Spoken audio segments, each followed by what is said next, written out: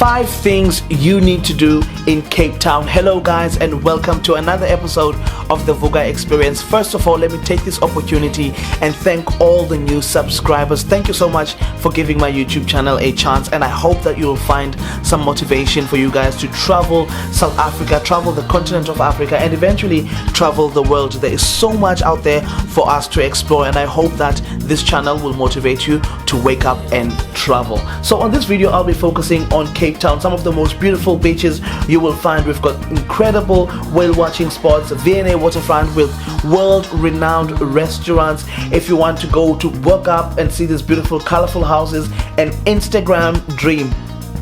There is just so much to see in South Africa, and on this video we'll only scratch the surface by talking about 5 things. At number 1, we have Table Mountain, probably one of the most iconic landmarks in South Africa. You can also get on top either by a cable car. If you want to, you can hike up the mountain, get some refreshments on top, and enjoy some of the most incredible views of Cape Town. If you're not from South Africa, stick around to the end of this video and I'll be able to break down to you what you need to travel to South Africa. Table Mountain is flanked by 2 mountains, but on this one I'll be talking about a hiker's dream, and that is Lion's Head, a beautiful mountain as well that overlooks Cape Town. It's got some of the most incredible views.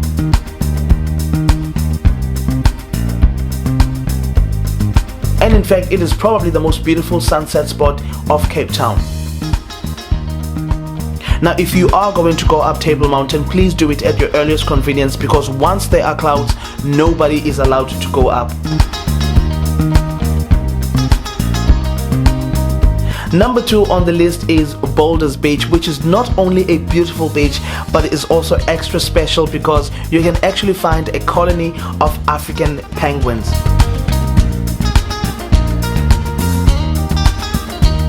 You can actually walk amongst these penguins, but do not touch them. This spot is incredible for picnics, for romantic getaways, and if you have kids and you want to go and build sand castles and just chill at the beach, it's the right place to do that as well.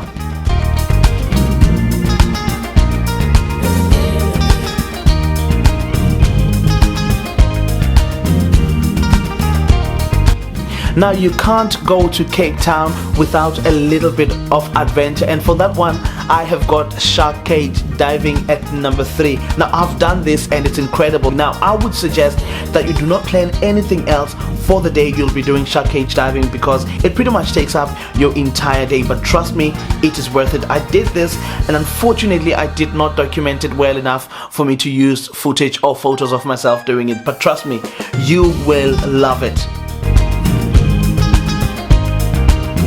Next up is Cape Town, which actually has got some of the cleanest air you will find in Africa, according to scientists anyway. It's also the meeting place of 2 oceans, the Atlantic Ocean and the Indian Ocean.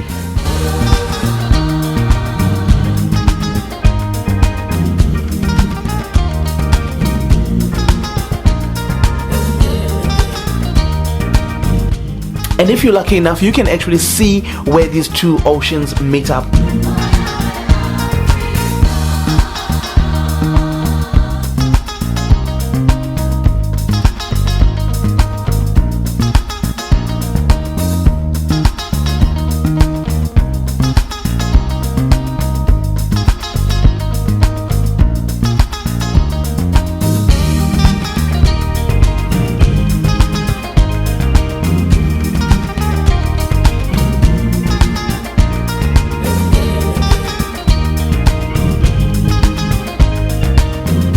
Now, another thing Cape Town is known for is wine,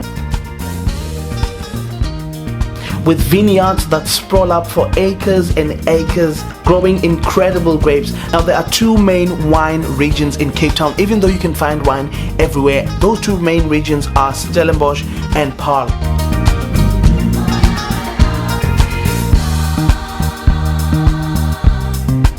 If you are planning to do wine tasting, I would suggest you actually find and go with a company that does the wine tasting so that you don't have to worry about drinking and driving. Guys, as I said, this video is just scratching the surface of what Cape Town has to offer. There is so much more. I hope that this video is enough to whet your appetite and entice you enough to travel Cape Town.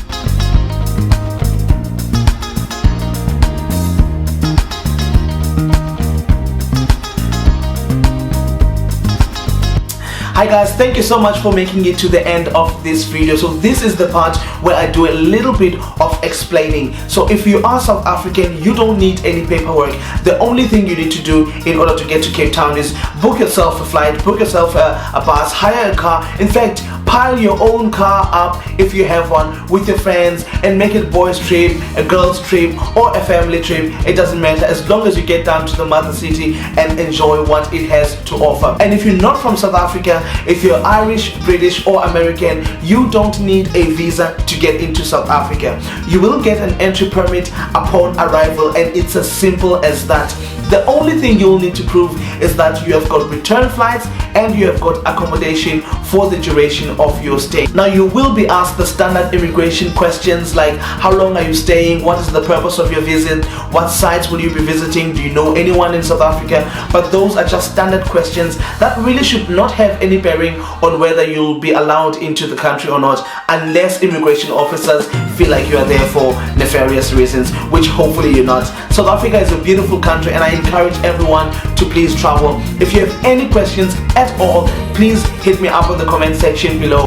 If you find any value on this video, please consider liking it, subscribing, and also sharing this video with your friends and family. And please consider following me on Instagram, where you'll be more up to date on what videos I'm working on. And until next time, wake up and travel.